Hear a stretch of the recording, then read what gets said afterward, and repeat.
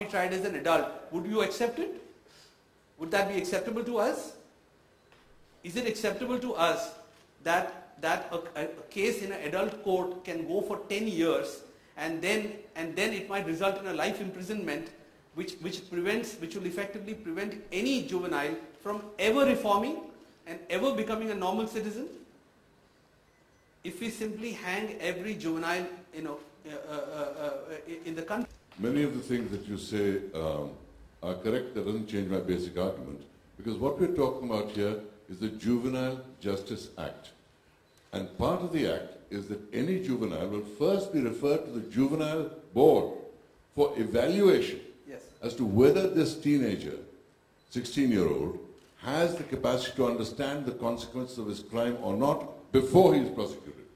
And therefore that mechanism of safety has been inserted deliberately in there so that there are no miscarriages of justice in terms of who is tried and who is punished. I just want to make that clear. Because the Juvenile Justice Board is the intermediary in deciding whether this person has the judgment of an adult or not. And I submit that today's 16-year-olds are far wiser, far smarter, far more informed than the 20-year-olds of 20 years ago. Okay, we'll let you come in, sir, but we'll let Ira come in. I'm going to be taking an in-between view of this. I think you brought in some valid yes or points. a no. You can't be middle.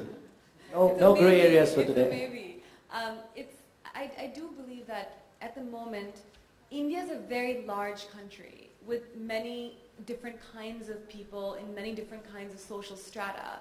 So I don't think that one rule which we can apply to even a city like a Delhi or a Bombay, there's then rural India. So if we apply a rule of 16 versus 18, this is for the entire country. We don't have laws which are state-wise or region-wise. And so I do think taking the diversity of this country, taking the fact that we really are changing at a very, very fast pace. Our society is changing really literally at cyber speed. The kind of things that happen today with technology, with mobile phones, with the internet, with infrastructure, with road connectivity, planes, trains, whatever, is really in some way, as you said correctly, that kids today are far wiser and far less protected than they were 20 years ago, and far more informed. So I do think that what we need in place is a case-by-case basis. Now, looking on the other hand, look at the Nirbhaya case. It was that juvenile who performed the most heinous of the crimes, if you look very closely at that rape. So does that young man deserve to be punished? Yes. And on that point, if you look at the juvenile centers that we have, the reform centers that we have, they're in awful condition. So if we do take a 16-year-old, do we really feel like he's going to get reformed? If he does get a 2-year sentence at a juvenile center, do we really feel like he's going to come out not being a criminal? And that young man will then end up being a menace to society for many years of his life.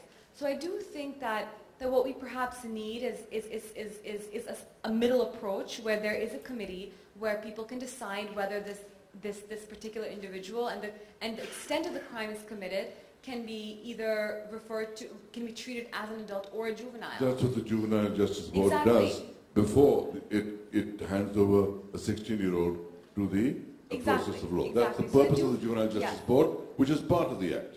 And therefore I support the Act. Exactly. So I do think that if we can take an approach where, yes, at 16 there's no way that you can go to jail, that should be removed. But then there are